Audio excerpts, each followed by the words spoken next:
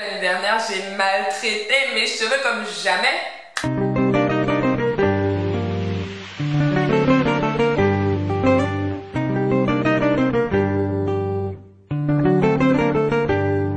Hello tout le monde, c'est Riri Le Chat pour une nouvelle vidéo. Comme promis, je vous fais enfin la vidéo où je vous explique tout ce que je sais sur les décolorations, colorations naturelles ou semi-permanentes, permanentes. N'hésitez pas à vous renseigner auprès de votre coiffeur ou d'un coloriste, d'un visagiste, etc. qui pourra vous donner des informations précises. Là dans la vidéo, je vais faire de mon mieux pour vous donner des bases. La décoloration, c'est vraiment le processus le plus agressif, vraiment. Du coup, moi, je l'ai fait chez moi à l'époque, mais je vous conseillerais vraiment de le faire chez un professionnel, au moins la décoloration, parce que c'est trop agressif pour le cheveu, pour le faire à l'aveugle comme ça. En fait, le but de la décoloration, c'est vraiment d'éliminer le pigment naturel du cheveu. Et le pigment naturel du cheveu se trouve dans la zone du cheveu qu'on appelle le cortex, donc c'est la mélanine. Et le but, c'est vraiment d'éliminer cette mélanine. Pour arriver à la mélanine, il y a un liquide dit alcalin dans votre liquide décolorant qui va détruire les cuticules du cheveu. Donc c'est comme si vous aviez un manteau qui vous protégeait, donc les cuticules, et qu'il était détruit pour arriver à vous. J'essaie de faire une petite métaphore comme ça. Voilà, une fois qu'on est arrivé dans le cortex où il y a la mélanine, ce qui se passe, c'est que voilà, la mélanine, elle est éliminée. Mais votre cortex, encore une fois, il est détruit. Donc le cheveu, pas le cortex, les cuticules, le manteau dont je vous parlais tout à l'heure, est détruit. Donc le cortex est presque mis à nu. Et du coup, c'est ce qui fait que votre cheveu décoloré devient très fragile et qu'il n'est pas brillant. Parce que les cuticules, quand elles sont en bonne santé, quand elles sont vraiment en bon état, pardon, c'est ça qui va rendre votre cheveu brillant, c'est ça qui va faire que votre cheveu retient plus ou moins l'hydratation, etc. N'hésitez pas à voir la vidéo où j'explique de A à Z comment s'occuper des cheveux crépus. Là, j'explique bien comment ça se passe, tout ça. Mais bon, bref, les cuticules, quand elles sont vraiment en bon état, vous avez un cheveu en bonne santé. Si derrière la décoloration, vous ne faites pas de soins, il n'y a rien qui suit derrière et si vous gardez la même routine que vous aviez avant de vous décolorer les cheveux, c'est pour ça que vous aurez tendance à constater que vos cheveux se cassent, que vos cheveux sont ternes, etc. Parce qu'il leur manque quelque chose. Vous les avez rendus plus fragiles ou plus enclins à être fragiles.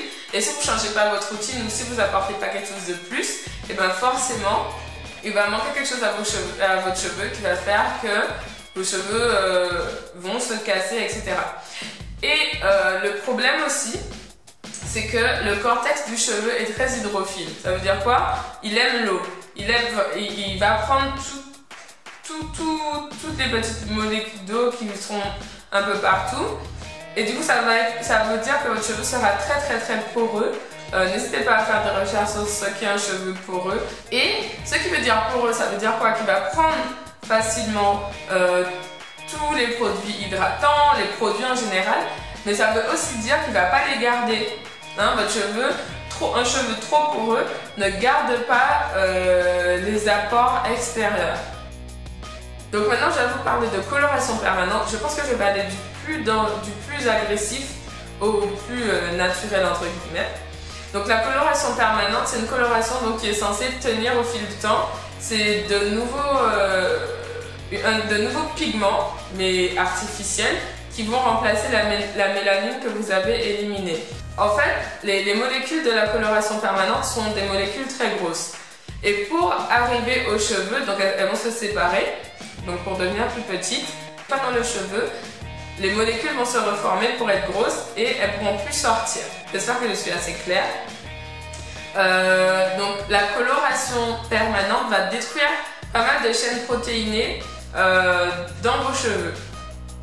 Donc pareil, c'est agressif aussi, presque aussi agressif que la décoloration. Et oui, quand vous colorez les cheveux, oui, parce que j'ai répondu à cette question qui m'a été posée 1000 fois. Si vos cheveux se cassent après, ce n'est pas étonnant. Après, s'ils se cassent beaucoup, c'est que il y a quelque chose qui ne va pas dans les soins que vous leur apportez. Mais oui, ça n'est pas étonnant que des cheveux colorés se cassent. Donc souvent, moi, je ne vais pas... En gros, je pense que on peut s'amuser avec ses cheveux et tout. Pour ceux qui me suivent, vous savez que je suis la première à vous dire de vous amuser avec vos cheveux. Mais assurez-vous d'être assez mature capillairement parlant, c'est-à-dire de... Déjà, sans coloration, d'être sûr de la manière dont vous vous occupez de vos cheveux. Alors, maintenant, on va passer aux colorations semi-permanentes. Donc, les colorations semi-permanentes, vous avez un exemple sur ma chaîne, parce que j'en avais fait une avec Creative Image. En fait, la différence entre une coloration permanente et une coloration semi-permanente, c'est que les molécules sont plus grosses. Du coup, elles ne vont pas toutes entrer dans votre fibre capillaire et au bout de 6 semaines, allez, ouais, 2 mois, 6-8 semaines, selon votre fréquence de shampoing, la coloration va partir. Aussi, le truc qui est cool avec les colorations semi-permanentes, c'est que dans le commerce, on en retrouve de plus en plus sans ammoniac, sans peroxyde, des trucs comme ça. Donc, je dis pas que c'est bon pour vos cheveux. Vous aussi, vous aimez trop transformer les paroles des gens. J'ai pas dit ça. Mais on va dire que c'est moins... La composition est moins dégueulasse que celle d'une coloration permanente. Donc voilà, donc en ce sens, ça peut être moins agressif, mais en général, pour qu'une coloration semi-permanente se voit, il faut avoir fait une décoloration avant. Donc finalement, les deux associés, ça fragilise vos cheveux tout autant. Si vous ne faites pas de décoloration avant votre coloration semi-permanente, vous aurez des reflets au soleil, on va dire, mais bon. Ces colorations, ces pigments naturels, sont extraits de plantes. Donc souvent ce sont des plantes réduites en poudre. Et en fait, souvent, ces colorations vont être aussi des soins, comme le henné. Pour celles qui sont habituées à faire du henné, colorant ou non, donc le henné non colorant, c'est le henné neutre. Vous savez que quand vous faites un soin au henné, vos cheveux ont l'air vraiment gainés. Ils n'ont même pas l'air gainés, ils sont plus gainés, ils sont plus forts, plus en santé. Après, le henné colorant, vous aurez des reflets, en fait, finalement. C'est pour ça que je dis que si vous voulez des reflets, ne choisissez pas de coloration semi-permanente, choisissez le henné. Ce qui est cool aussi, c'est qu'on peut faire ça chez soi. Après, il y a des manières de doser les colorations naturelles que vous ne maîtrisez pas forcément. Et dans ce cas-là, allez chez un coiffeur qui maîtrise ces techniques-là. Ah oui, ce qu'il faut savoir, c'est que votre couleur que vous obtiendrez avec le henné va dépendre de votre couleur de base, votre couleur de cheveux de base. Donc si vous avez les cheveux clairs, la couleur va beaucoup se voir. Si vous avez les cheveux très noirs, c'est vraiment au soleil que vous verrez des reflets.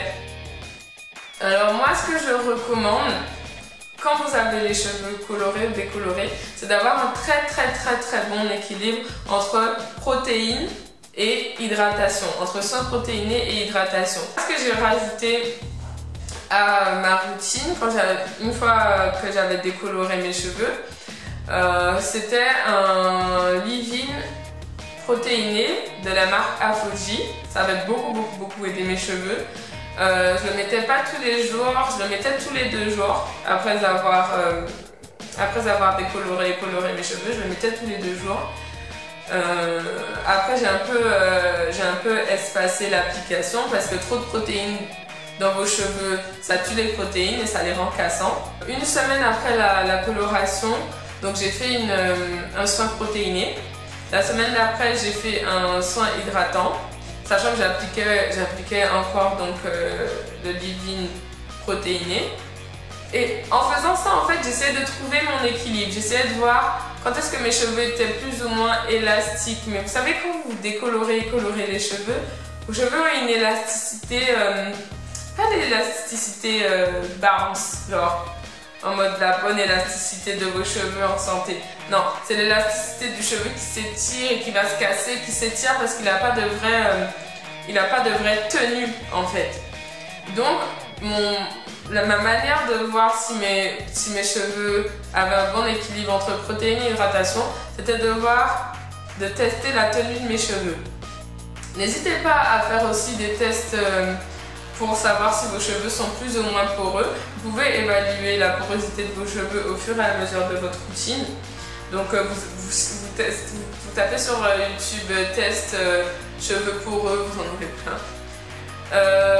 Ensuite, ah oui, le calcaire. Le calcaire, c'est vraiment pas bon pour les cheveux colorés. Donc je ne vous dis pas de vous laver les cheveux qu'avec de l'eau de source. Mais ce que vous pouvez faire à la fin de votre shampoing, donc dernier rinçage, vous avez fait votre shampoing, vous avez fait votre soin, shampoing, etc. Dernier rinçage, vous mettez un bouchon de vinaigre de cidre dans 1 litre d'eau et de source, et ensuite vous rincez vos cheveux. Ça va enlever le calcaire, etc. En plus, c'est très bon pour celles qui ont des pellicules ou des démangeaisons. Donc voilà, donc ça va enlever le calcaire, ça va empêcher que votre calcaire se dépose sur vos cheveux colorés. Prenez aussi des soins, des shampoings qui contiennent des protecteurs UV. Parce que le soleil, en fait, bon déjà ça va faire que votre coloration va partir très vite.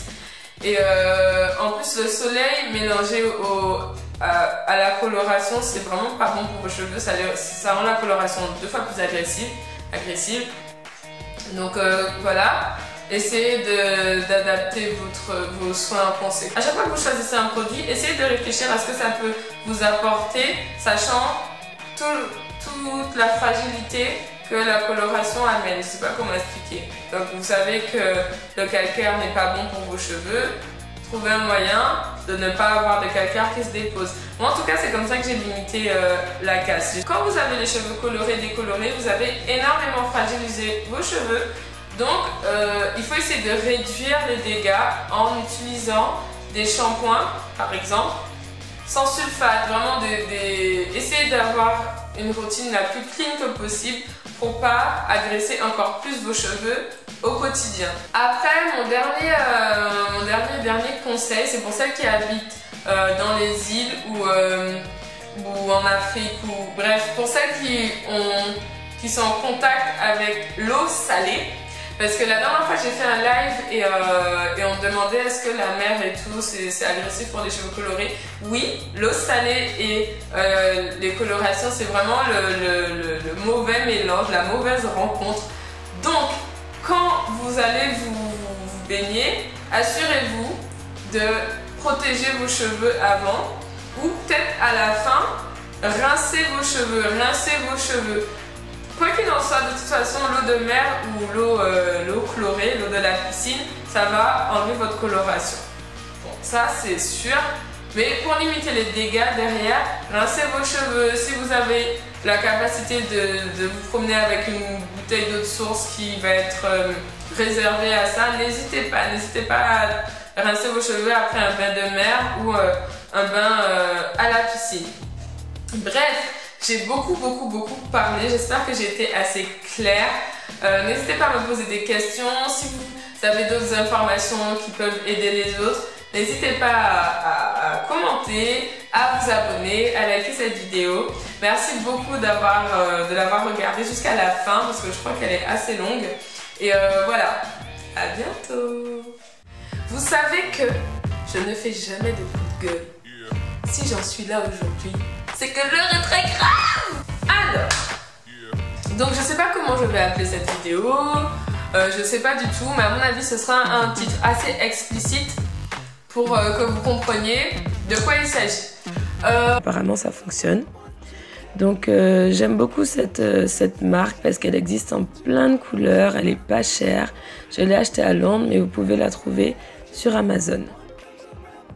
Donc vous allez commencer sur des cheveux lavés et démêlés. Vous allez les laver la veille avec un shampoing nourri.